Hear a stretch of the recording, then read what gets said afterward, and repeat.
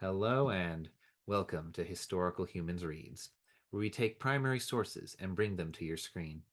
I'm Colum Coleman, and today we are reading from The Arabian Nights. Although it is known in English as The Arabian Nights, the actual title of this work is 1001 Nights. Written in Arabic, the 1001 Nights is a compilation of folk tales from the Islamic Golden Age of the 8th to 14th centuries CE. The Nights are presented as a series of tablets told by Shahrahzad, the wife of a king who has sworn to murder his bride at dawn and marry anew each day. She tells them to her husband each night in order to keep her life.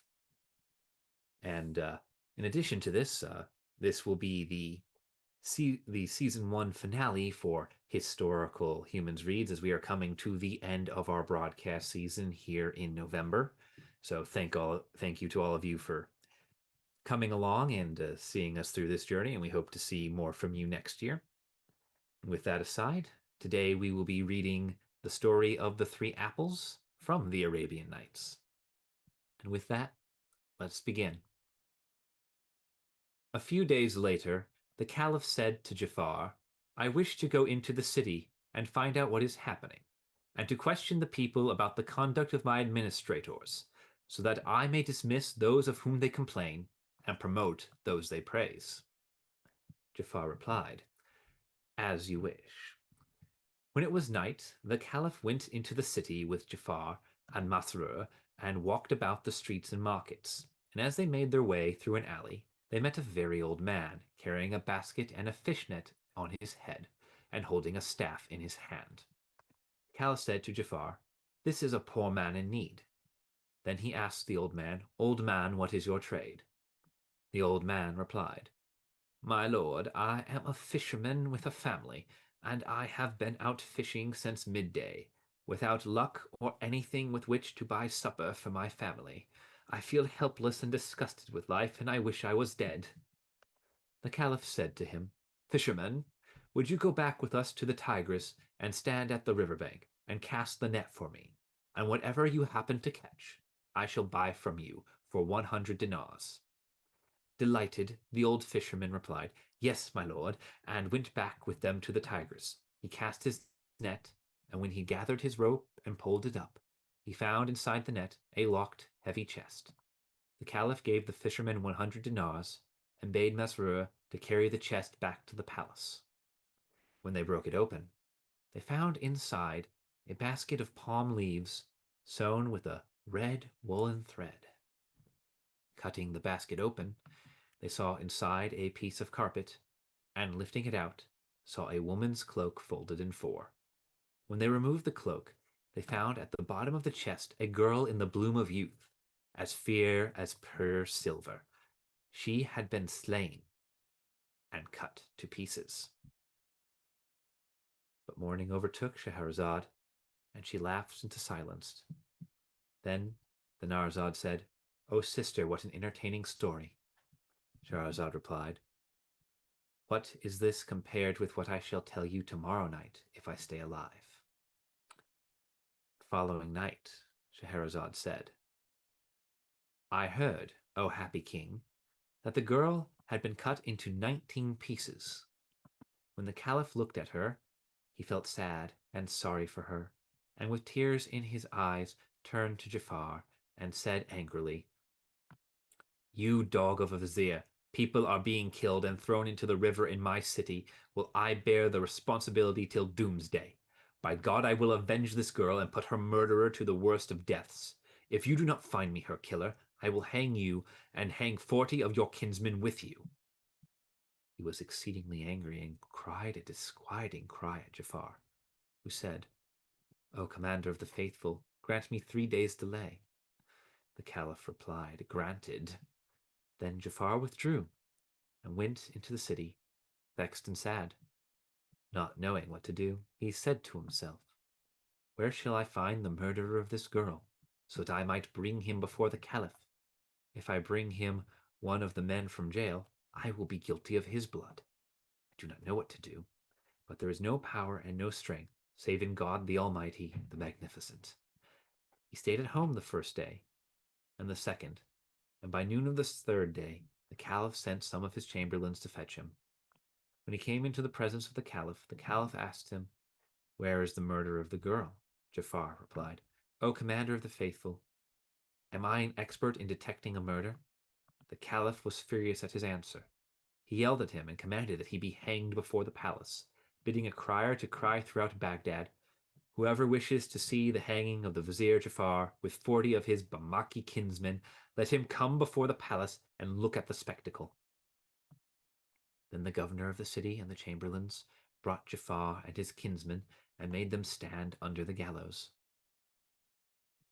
But while they waited to see the handkerchief at the window, this was the usual signal, and while the crowd wept for Jafar and his kinsmen, a neatly dressed young man pushed his way through the crowd towards Jafar.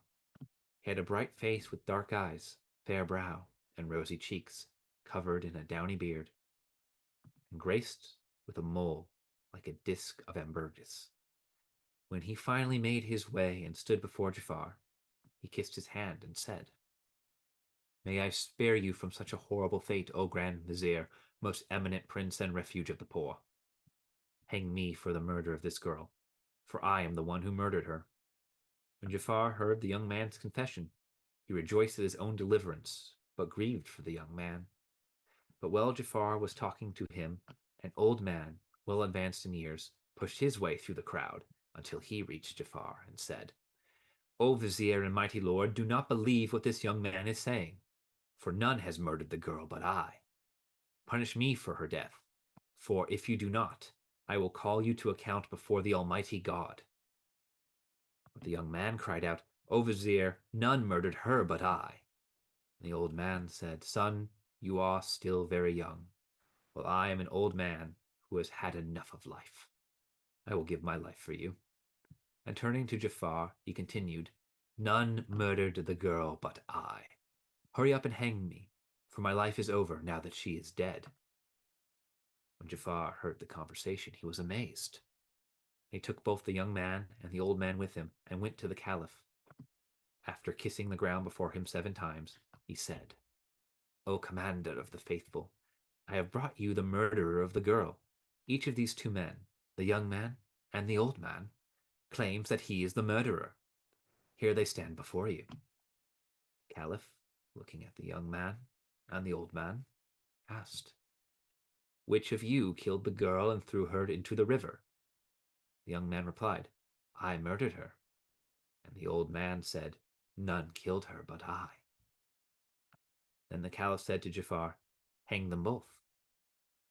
But Jafar said, "O Commander of the Faithful, since only one of them is guilty, it will be unjust to hang the other too." The young man said, "By him who raised the firmament, I am the one who 4 days ago killed the girl, placed her in a basket of palm leaves, covered her in a woman's cloak, placed a piece of carpet over it, sewed the basket with a red woolen thread, and threw her into the river. In the name of God and his judgment day, I ask you to punish me for her death. Do not let me live after her." Caliph, marveling at what the young man said, asked him, "What caused you to kill her wrongfully, and what caused you to come forward on your own?"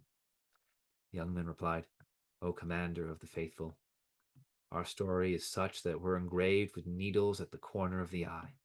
It would be a lesson to those who would consider." Caliph said, "Relate to us what happened to you and her." The young man replied, "I hear and obey the command of God and the Commander of the Faithful."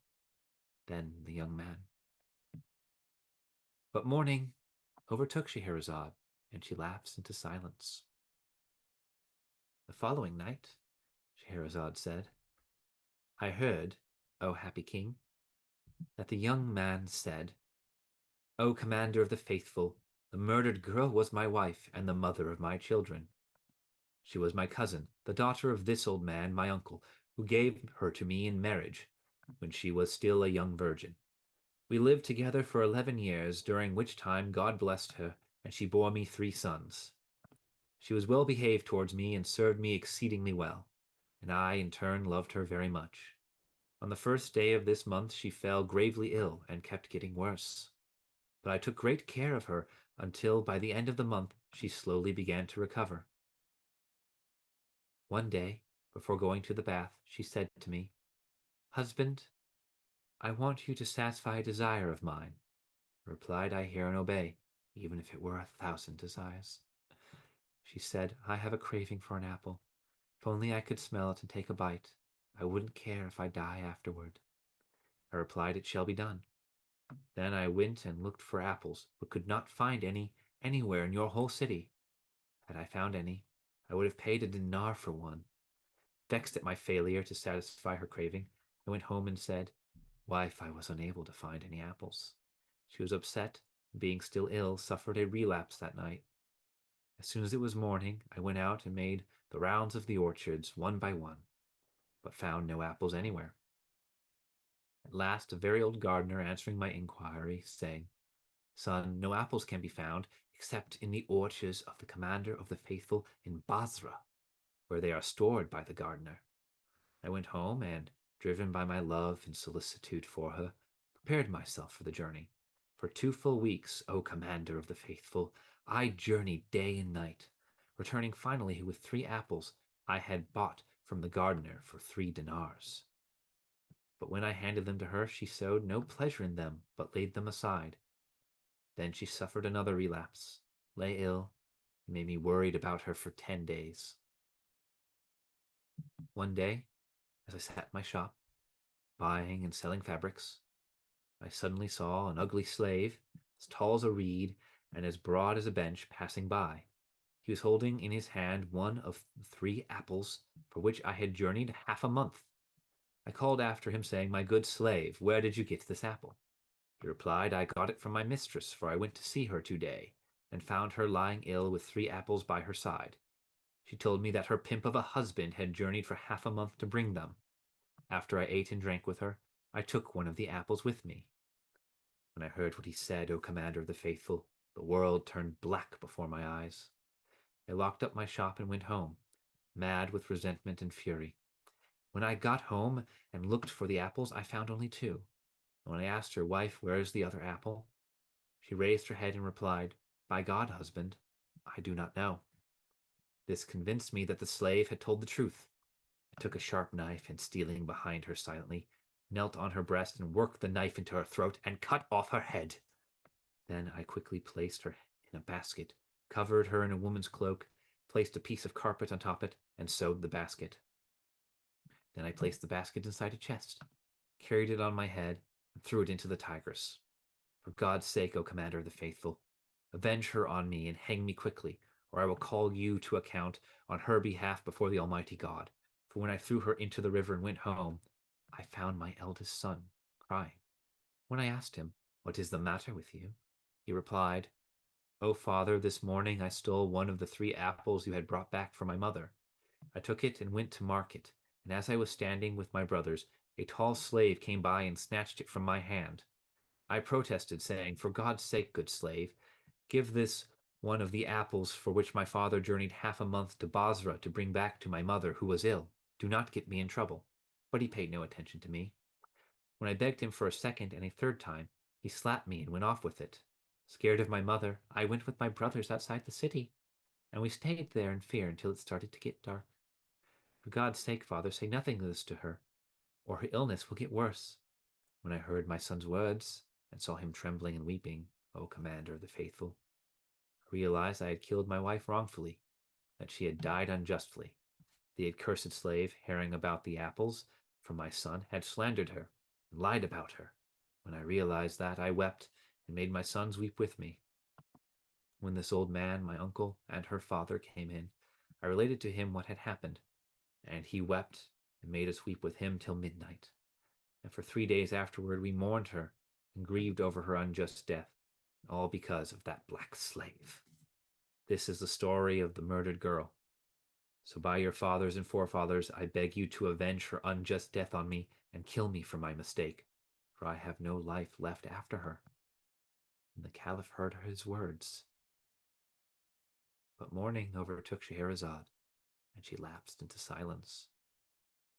On the following night, Scheherazade said, "I heard, O happy king, that when the Caliph heard the young man's story, he was very much amazed and said, By God, I will hang none but the accursed slave, and I will do a deed that will quench the thirst for vengeance and please the glorious king. Then he said to Jafar, Go into the city and bring me the slave, or I will strike your neck. Jafar left in tears, saying to himself, There is no escape from death this time. For the jar cannot be saved every time, but the all-powerful and omnipotent God who saved me this first time may save me yet a second time. By God, I will stay home 3 days until God's will is accomplished. He stayed home on the first day and the second. By noon of the third day, giving himself up for lost, Jafar summoned the judges and witnesses and made his will. Then he called his children to him, bade them farewell, and wept.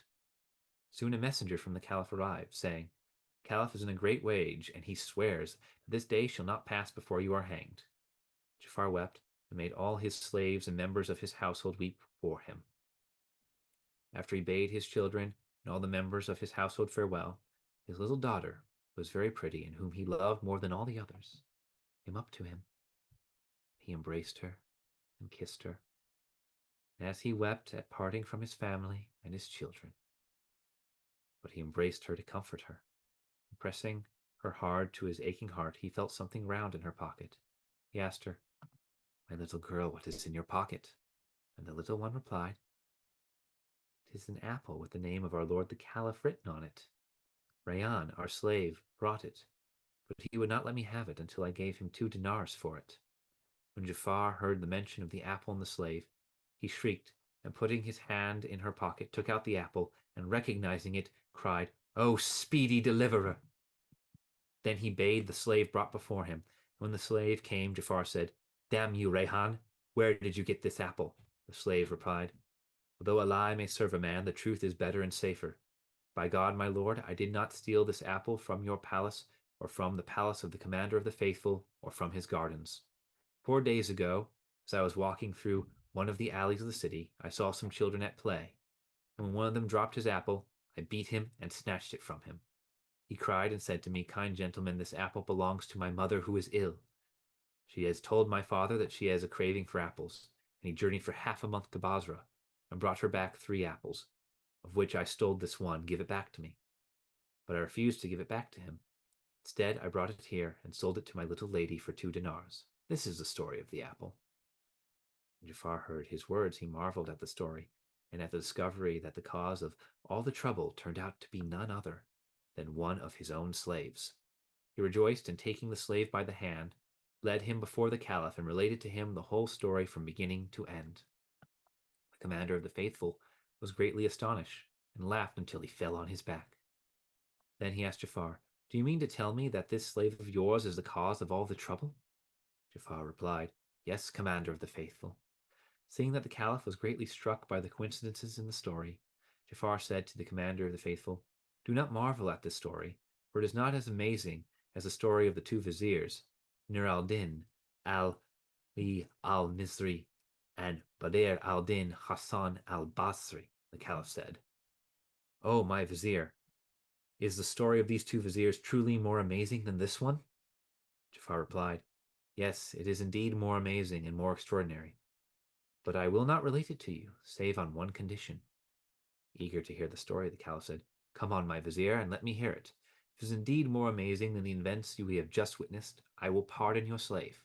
But if it is not, I will kill him. Come on, tell me what you know."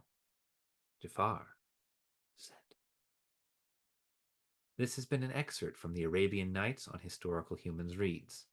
It's been a year with us, and if you enjoyed the video and would like to hear more excerpts from original texts, please subscribe to us.